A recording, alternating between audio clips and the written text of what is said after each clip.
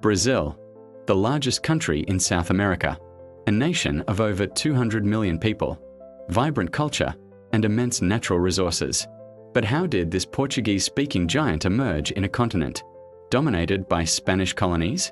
The story of Brazil's birth is, unlike any other in the Americas, a tale of royal refuge, strategic diplomacy, and a surprisingly peaceful path to independence.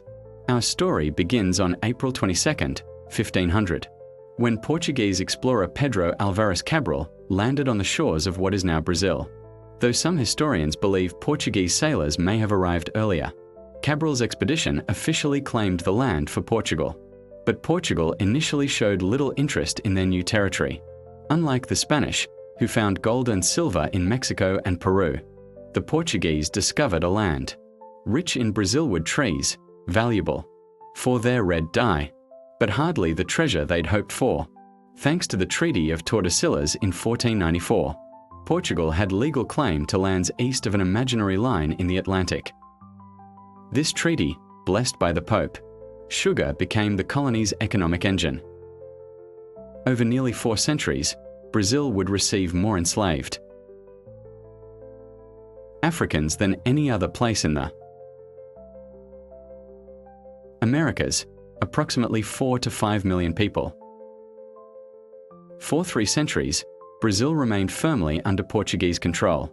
For 3 centuries, Brazil remained firmly under Portuguese control, divided into captaincies and governed from Lisbon. Cities like Salvador and later Rio de Janeiro grew wealthy from sugar, gold, and diamonds. In 1807, Napoleon invaded Portugal. Most European royals who faced French armies either fled to Britain or were captured. But Portugal's Prince Regent João made an extraordinary decision, one that had never been done before in European history. On November 29, 1807, as French troops approached Lisbon, the entire Portuguese royal family, government officials, nobles, and an entourage of 10,000 to 15,000 people boarded ships and fled across the Atlantic to Brazil. The journey was chaotic. Ships were overcrowded, supplies ran low, and lice infested the vessels. But after weeks at sea, they arrived in Brazil. On January 22, 1808, Prince João arrived in Salvador, then proceeded to Rio de Janeiro. For the first time in history, a European monarchy ruled from outside Europe. Rio de Janeiro became the capital of the Portuguese Empire. João opened Brazilian ports to international trade, breaking Portugal's monopoly. He established schools, museums, a printing press, and a royal library. Rio de Janeiro evolved from a colonial outpost to an imperial capital. In 1815, with Napoleon defeated but still a threat, João elevated Brazil's status from colony to kingdom, creating the United Kingdom of Portugal, Brazil, and the Algarves. Brazil was now legally equal to Portugal itself. The Portuguese people, influenced by liberal revolutions sweeping Europe, resented being governed from across the ocean. They demanded the king's return and wanted Brazil reduced back to colonial status. In 1821, João VI had no choice. He returned to Portugal, leaving his son Pedro as Prince Regent of Brazil.